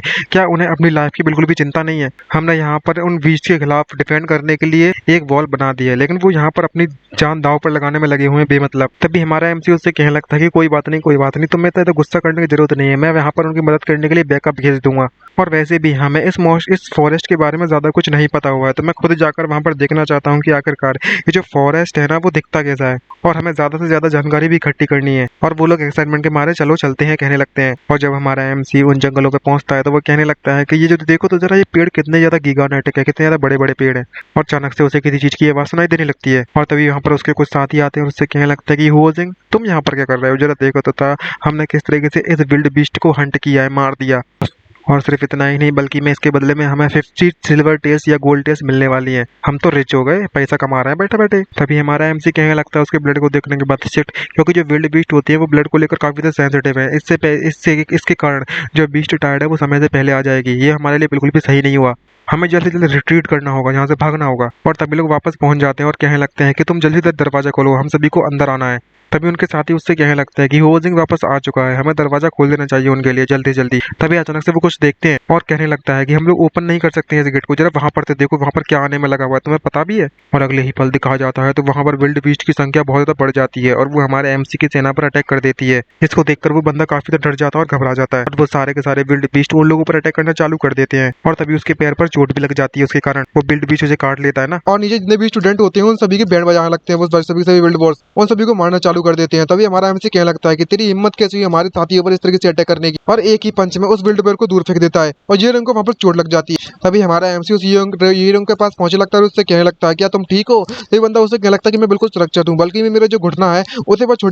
थोड़ी बड़ी चोट लगी हुई है, मैं लेकिन मूव नहीं कर सकता। तभी एमसी कहने लगता है कि मैं तुम्हें अपनी पीठ पर लेकर जाता हूँ। तभी एमसी चिल्लाता है और उससे कहने लगता है कि ये रंग को चोट लग चुकी है, जल्दी से दरवाजा खोलो। लेकिन दूसरा साथी उससे कहने लगता है कि हम लोग ऐसा नहीं कर सकते हो, अगर हमने गेट खोल दिया तो हम सभी के सभी लोग मारे जाएंगे। तभी एक उड़ती हुई चेन आती है और उन सभी को मारते हुए वो गंदा उससे कहने लगता है फेज हुए कि तुम कितने ज्यादा अनग्रेटेड बास्टर्ड हो, उन्होंने उस बंदे ने तुम्हारी मदद की है और तुम उसी की मदद नहीं कर रहे हो। क्या तुम ये बात भूल चुके हो कि किसने यहाँ पर इस दीवार को बनाने के लिए ऑर्डर दिया था। और वो बताने लगता है कि तुम सभी के सभी लोग जाओ और चेन ढूंढ कर लेकर आओ, हम लोग उन चेन्स को नीचे फेंक देंगे जिससे कि हुओजिंग उन सभी को ऊपर बुला सकता हो। और वो उन चेन को नीचे फेंक कर कहने लगता है कि हुओजिंग मैं यहाँ पर बचाने के लिए आ चुका हूँ। और हमारा एमसी इसको देखकर काफी तो खुश हो जाता है और कहने लगता है कि ये रंग तुम्हें चिंता करने की जरूरत नहीं है, तुम्हें बस इन चेन को कसकर पकड़ लेना चाहिए और अपने हाथों के सारे ऊपर चढ़ जाना चाहिए और मैं यहाँ पर रुककर बाकियों की मदद करता। तभी ये रंग ऊपर चढ़ते हुए उससे कहने लगता है कि तुम्हें थोड़ा सावधान रहना चाहिए हुओजिंग, मैं तुम पर वाकई में बहुत ज्यादा उधार चढ़ा हुआ, मेरा ओयो करता हूँ तुम पर, मैं तुम्हें एक दिन इसका बदला जरूर चुकाऊंगा। और तभी फेजी उसको खींचना चालू कर देता और जैसे ही उसको खींचना चालू कर देता है तो एमसी अभी नीचे खड़ा हुआ है। और वहां पर सिर्फ वही नहीं बल्कि जो बाकी जो लड़कियां होती है वो दोनों के दोनों वान की और जियान की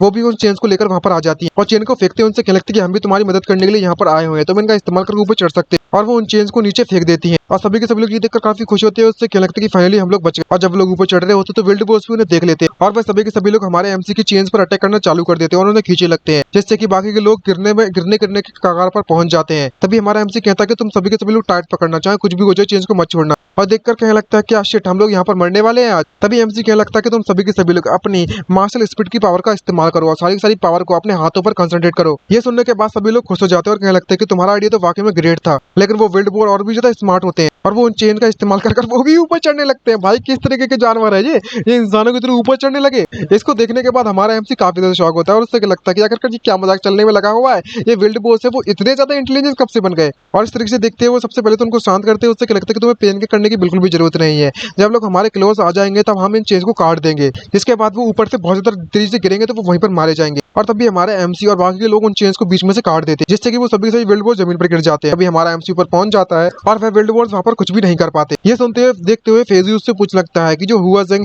क्या जो विल्ड बोस है वो वाकई में हमारी दीवार को तोड़ने में कामयाब रहेंगे। और तभी हमारा एमसी कहने लगता है कि उन्हें ट्राई करने दो, फिर पता चलेगा। तभी वो सभी के सभी बीस्ट हमारे उस वॉल पर अटैक करना चालू कर देते हैं, लेकिन जब वो वॉल टूटती नहीं है तो हमारे एमसी उस पर हटने लगता है और बाकी के लोग भी। तभी हमारा एमसी सभी से कहने लगता है कि अपने अपने इस बाव को लेकर आ जाओ और इसका इस्तेमाल करके जितने भी विल्ड बोस है सभी लोग को मारना चालू कर दो और उसके बाद हम लोग अमीर बन जाएंगे। और वहाँ पर सभी के सभी लोग एरो शूट करना चालू कर देते हैं और एक एक करके सभी विल्ड बोस वहाँ पर मारे जाना चालू हो जाते हैं, जिसको देखकर हमारे एमसी और बाकी की टीम खुशी मनाने लगते हैं और कहने लगते हैं कि हमने पहली बैटल जीत ली है। और जितना खुशी मनाने में लगे ही होते हैं तभी वहाँ पर बहुत ज्यादा बम्बर मचने लगता है और जमीन हिलने लगती है जोर जोर से। और तभी वहाँ पर हमें एक ऐसे भयानक जानवर को दिखाया जाता है जैसे कि कोई वॉर्म वगैरह वहाँ पर आ चुका हो, जिसको देखकर सभी के सभी लोग बहुत ज्यादा डर जाते हैं और घबरा जाते हैं और वॉर्म जैसे दिखने वाली चीज डायरेक्टली हमारे एमसी पर अटैक करने के लिए कूद पड़ती है। तभी जिया के उसके पास आकर उसे पीछे खींचकर उसे बचा लेती है और उससे कहने लगती है कि सावधान। और अगले ही पल दिखाया जाता है कि हमारा एमसी जिया के ऊपर गिर पड़ा है गाइस, देख सकते हैं ऊपर। समझ रहे हैं सिचुएशन क्या हो रखी है, पोजीशन तो देख लो भाई लौंडे की पोजीशन। और जहाँ पर दोनों को चला टमाटर लाल पड़ चुका है भाई साहब, जहाँ मौत की कगार पर पहुंच चुके हैं मरने वाले हैं साथी और ये लोग, और यहाँ पर इनका रोमांस चालू हो गया है। वाह बेटे मौज कर दी तूने तो। और किसी तरीके से वो अपने कपड़ों को साफ करते हुए खड़ा होता है और उससे क्या लगता है कि आखिरकार ये किस तरीके का विल्ड बीस्ट है, हमारे वेपन तो इसके खिलाफ बिल्कुल भी काम ही करने में नहीं लगे हुए हैं, तो आखिरकार हम इससे किस तरीके से जीतने वाले हैं। हमें तो यही समझ में नहीं आ रहा कि अगर हमें क्या करना चाहिए। तभी जियो की उसे बताने लगती है और उससे कहने लगती है कि जो ग्राउंड रोलिंग ड्रैगन है ये एक ऐसा रेयर बीस्ट है जो कि रैंक करता है 98 सभी के सभी heaven and earth spiritual species के बीच में। इसके पास बहुत ज्यादा खतरनाक और शार्प माउथ पार्ट है और इसकी जो स्किन है वो काफी ज्यादा थिक है और बहुत ज्यादा मोटी है। इसे काटना ज्यादा आसान नहीं होने वाला। और बात करें इसके वीक पॉइंट की तो वो इसकी गर्दन है और इसकी गर्दन तक अटैक करोगे तभी हम इसको हराने में कामयाब रहेंगे। ये बात सुनने के बाद सभी के सभी लोग को हमारा एमसी ऑर्डर देने लगता है और कहने लगता है कि सभी के सभी लोग मेरी बात ध्यान से सुनो। मैं तुमको इनसे फाइट करने के लिए लीड करने वाला हूँ और तुम सभी के सभी लोग मिलकर मेरे साथ अटैक करोगे और इस बंदे को यहाँ पर रोक के रखोगे। तब तक मैं जाता हूँ और उसकी गर्दन काट कर आता हूँ। और तभी वो अपनी सारी की सारी पावर को इकट्ठा कर एक आर्मर बना लेता है अपनी बॉडी पर और कहने लगता है कि चाहे कुछ भी हो जाए मुझे इस मैच को जीतना होगा, वरना मेरी जो प्रेस्टीज है, जो मेरी जो पहचान है, जो मेरा फेम है, वो मैंने बनाया हुआ है अपनी रेपुटेशन को, वो सारी की सारी जो रेपुटेशन है वो तबाह हो जाएगी। एक मंथ के दौरान मैंने इतनी मेहनत की थी और सारी की सारी मेहनत पानी में चली जाएगी मेरी, और मैं ऐसा होते बिल्कुल भी नहीं देख सकता। तभी हमारा एमसी फुल फोर्स के साथ मंकी किंग डांसिंग का इस्तेमाल करता है और वो उस बीस्ट पर अटैक करने के लिए कूद पड़ता है। और जैसे ही हमारा एमसी उसकी गर्दन की तरफ अटैक करने के लिए बढ़ने लगता है तभी वो जो बीस्ट होता है वो हमारे एमसी पर अपने पंच से अटैक करने के बारे में सोचता है। लेकिन जैसे वो उसे पंच करने वाला होता है तो जियो की उसके पास आ जाती है और कहने लगती है कि वो जो ड्रैगन है वो डायरेक्टली तुम पर अटैक करने के लिए आया था। हमें सबसे पहले तो इस ड्रैगन के सभी क्लॉ को और हाथों को कंट्रोल करना होगा तुम्हारे लिए, तुम जाकर उस पर अटैक कर सकते हो। और अगले ही पल दिखाया जाता है कि हमारे एमसी को बचाने के लिए वहां पर फेज यूए, जिया क्यूए और वान क्यूए उसके हाथों को रोकने के लिए आ जाते हैं, जहां पर हमारे एमसी को अच्छा मौका मिल जाता है उस बीस्ट को मारने के लिए। लेकिन तभी वो बीस्ट अपने दांतों का इस्तेमाल कर हमारे एमसी को अपने मुंह में पकड़ लेता है, जिसको देखने के बाद फेज यूए और जिया को काफी ज्यादा सरप्राइज हो जाते हैं और उससे कहने लगते हैं कि वो देखकर सावधान।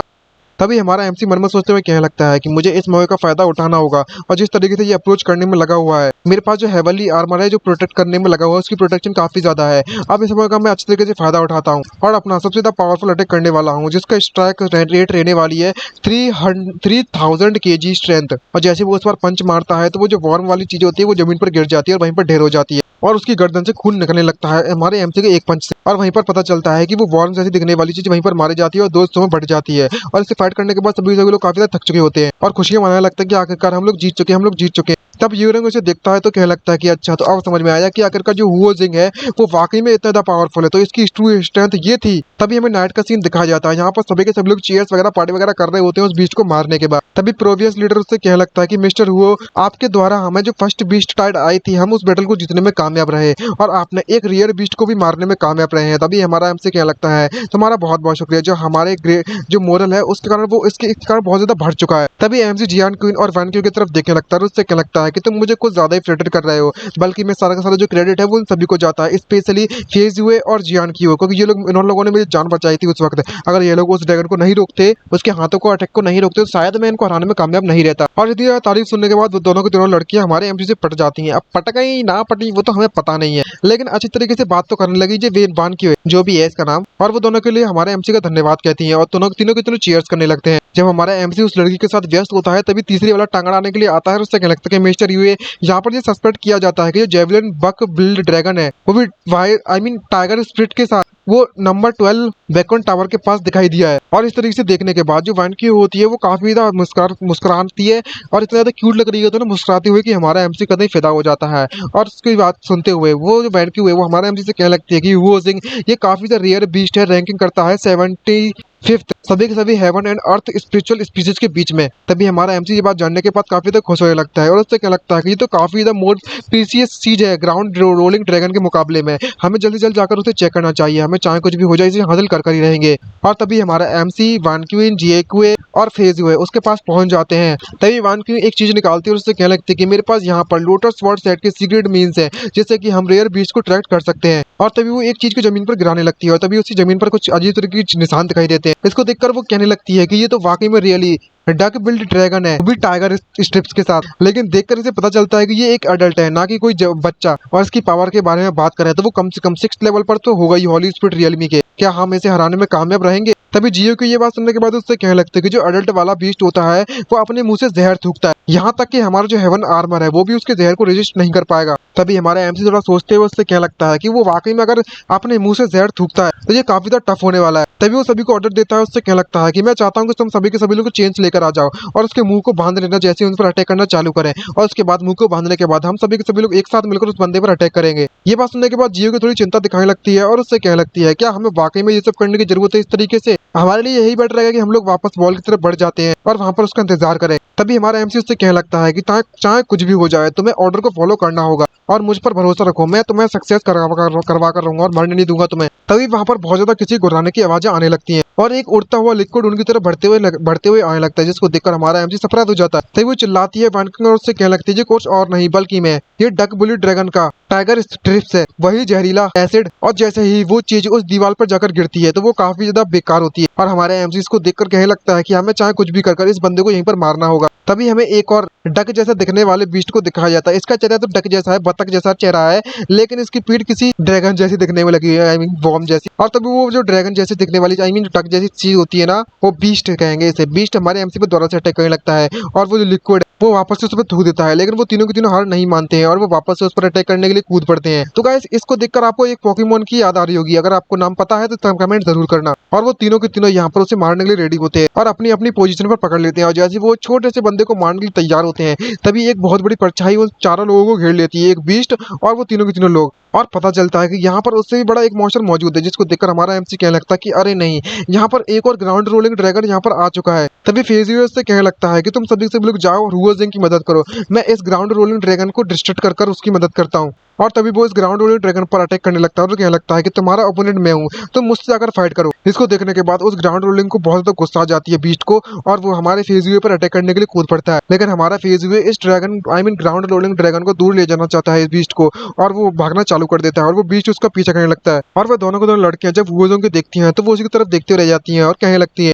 कि हुआजिंग अब हमें क्या करना चाहिए। तभी हमारा एमसी से कहने लगता है कि तुम जल्दी से जाओ और फेजियो की मदद करो, मैं इस बीस्ट को अकेले संभाल लूंगा। दूसरी तरफ हमें दिखाया जाता है कि जो ड्रैगन आई मीन जो ग्राउंड रोलिंग होता है उसने फेजियो को अपने मुंह में पकड़ लिया होता है, जिसको देखकर वो लड़कियां कहने लगती है कि हुआजिंग हम लोग यहाँ पर उसकी मदद करने के लिए जाने में लगे हुए हैं, तुम्हें ये बस थोड़ी देर के लिए होल्ड करना है। तभी वो लड़कियां उस पर जैसे ही उसे बचाने के लिए आगे बढ़ने लगती हैं तभी जो फेजियो को चिल्लाते हुए कहने लगते हैं कि हम लोग तुम्हें बचाने के लिए आने में लगे हुए हैं। और जैसे ही वो उस बीच पर अटैक करने लगता है तो बीस्ट अपनी गर्दन को इधर उधर हिलाने लगता है और उसके मुंह में हमारा फेजियो फंसा हुआ होता है, जिससे उसको बहुत ज्यादा पेन होने लगता है। तभी हमारा जो फेजियो है वो उसके मुंह को अपनी ताकत से आगे में बहुत ज्यादा चली हो। आखिरकार तुम इस तरीके से हुआजिंग को अकेला कैसे छोड़ सकती है, वो उस डग बिल्ड ड्रैगन के साथ अकेला फाइट करने में लगा हुआ है, तुम्हें पता भी है। ये बात सुनने के बाद वो लड़कियां उससे कहने लगती है कि उस बंदे ने हेजुएंग ने आई मीन हमारे एमसी ने तुम्हें बचाने के लिए हमें यहाँ पर भेजा हुआ है, अब हुआजिंग का जो ऑर्डर है तो हमें तो फॉलो करना ही पड़ेगा। तभी फेजियो उससे कहने लगता है कि तुम्हें चिंता करने की जरूरत नहीं है, मेरे यहाँ पर खुद के ऐसे तरीके हैं जिससे कि ये मुझे हराने में नाकामयाब रहेगा, वरना मैं यहाँ पर इससे अकेले फाइट करने के लिए नहीं आता। तभी उसके पास कुछ पिल्स होती है, वो उन पिल्स को तुरंत खा लेता है और उनका इस्तेमाल कर अपनी मार्शल स्पिरिट ब्लड नोट का इस्तेमाल करता है। और जैसे वो उस ब्लड नोट को एक्टिवेट करने लगता है तभी वहां पर उस बीस्ट के मुंह में एक जोरदार धमाका होता है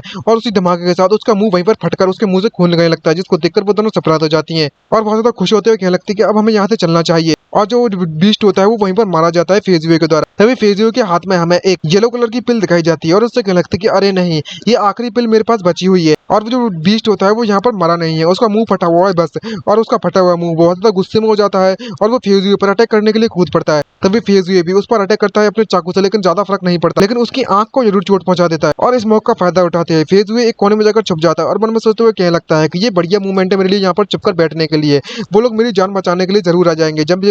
वो लोग उस बीच से निपट लेंगे। और वो जो रोलिंग बीस्ट होता है वो वहीं पर पड़ा हुआ चिल्लाने में लगा हुआ है और उसका दिमाग इतना ज्यादा खराब हो चुका है कि वो हमारे फेजियो पर अटैक करने लगता है, जिसको देखकर फेजियो काफी ज्यादा सरप्राइज हो जाता है और कहने लगता है मन में सोचते हुए कि आखिरकार इस बीस्ट ने मुझे ढूंढा तो ढूंढा कैसे। और तभी उसके हाथ में जो आखिरी पिल होती है वो उस पिल को खाते हुए कहने लगता है कि ये आखिरकार मेरे पास आखिरी सीक्रेट ट्रेजर बचा हुआ है चैन फैमिली का, जो कि स्पिरिट रिटर्निंग पिल है, इसको खाने के बाद मैं पावरफुल बन जाऊंगा कुछ देर के लिए। और जैसे ही वो उस पिल को खाता है और वो पिल उसके पेट में जाने लगती है तो इसकी सारी की सारी इंजरीज वापस से हील हो जाती हैं और वो वापस से नॉर्मल बंदा बन जाता है। और इसकी जो स्पीड होती है ना, लिमिटेड स्पीड, वो काफी ज्यादा इंक्रीज हो जाती है और वो अपनी स्पीड का इस्तेमाल कर वह इस बीस्ट पर अटैक करना चालू कर देता है और उससे क्या लगता है कि अगर मैं इस पर एक पावरफुल अटैक करता हूँ और इसकी कमजोरी पर, तो ये बंदा यहीं पर मारा जाएगा। और यहीं पर वो कई सारे चाकुओं से उसको मारना चालू कर देता है अटैक से। और उसको मारने के बाद फेज भी किस तरीके से बाहर आता है और बाहर आने के बाद कहने लगता है कि भले ही मैंने इसको मार दिया है, लेकिन इस पिल को खाने के बाद जिसने भी इस पिल को खाया है उसकी जो स्पिरिट है और उसकी जो मेमोरी है वो वापस से चाइल्डहुड में पहुंच जाती है। और तभी फेज भी वहां पर गिर जाता है और अपने जगह को छोड़कर वहीं पर बच्चे की तरफ रुकना चालू कर देता है और कहने लगता है कि आखिरकार मैं कहाँ पर हूँ, मैं मॉम के पास जाना चाहता हूँ, मैं मॉम के पास जाना चाहता हूँ, कोई तो मेरी मदद करो, मैं कहाँ पर आ गया ये।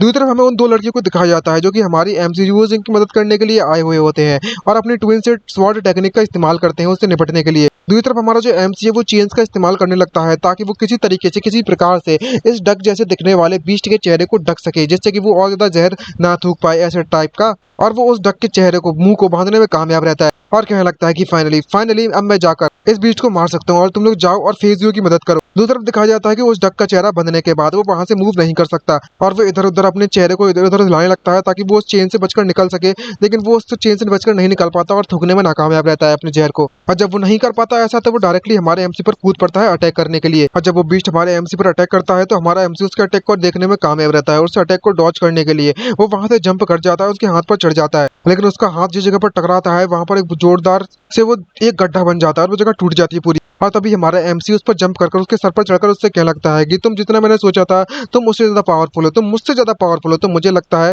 लेकिन एक बात तुम शायद कम भूल रहे हो कि मैं तुमसे ज्यादा स्मार्ट हूँ और स्मार्टनेस ज्यादा जरूरी होती है स्ट्रॉन्ग से। और तभी वो अपनी मंकी की डांसिंग पंच का इस्तेमाल करने लगता है और जैसे वो जमीन पर पंच मारता है तो उसका जो सर होता है वो फट जाता है, उसके सर से खून निकलना चालू हो जाता है, जिससे कि उस बीस्ट को और भी तक गुस्सा आने लगती है और वो अपने सर पर उस बंदे को नहीं देख सकता। तो वो इधर उधर जोर जोर से अपने सर को हिलाना चालू कर देता है तो किस तरीके से वो हमारे एमसी को अपने सर से दूर फेंक सके। तभी हमारा एमसी मन में सोचता है, कहने लगता है कि ये जो बीस्ट है वो अपने सर को इसलिए जोड़ते हिलाने में लगा हुआ है ताकि वो मुझे दूर हटा सके, लेकिन ये काफी ज्यादा परेशानी वाली बात हो जाएगी। और तभी हमारा एमसी उसके सर से कूद जाता है और उससे कहने लगता है कि अब समय आ चुका है यहाँ पर शोडाउन करने का, अब मैं इस बीस्ट को अपनी असली पावर दिखाने वाला हूँ, तेरी जात का पैदा मारूं। और वो फिर से हमारा एमसी उसके सर पर फिर से अटैक कर देता है और वहीं पर जहां पर अटैक करता है वहां पर उसके सर से खून निकलना चालू हो जाता है और वो ब्लास्ट हो जाती है वो जगह, और एक खून के जो धब्बे होते हैं वो उसकी आंखों की तरफ गिरने लगते हैं। और तभी अचानक से जैसे ही उसकी आंखें बंद होती हैं तो हमारा एमपी दोबारा से आंखें खोलता है तो पता चलता है कि जो डक बिल्ड ड्रैगन है वो वहां से गायब हो चुका है पूरी तरीके से और वो उसे ढूंढने में नाकामयाब रहता है। लेकिन अगले ही पल दिखाया जाता है कि सामने से दिखाया जाता है कि जो डक डक से चेहरे दिखने वाला बंदा जो बीस्ट होता है